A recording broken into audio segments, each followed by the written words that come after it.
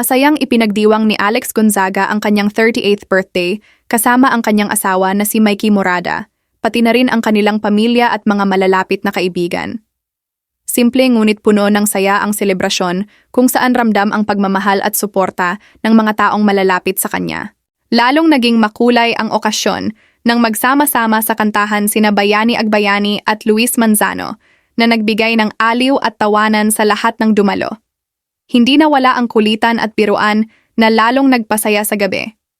Ibinahagi rin ni Alex ang ilang masasayang sandali mula sa selebrasyon na nagpapakita kung gaano niya pinahahalagahan ang bawat sandaling kasama ang kanyang mga mahal sa buhay.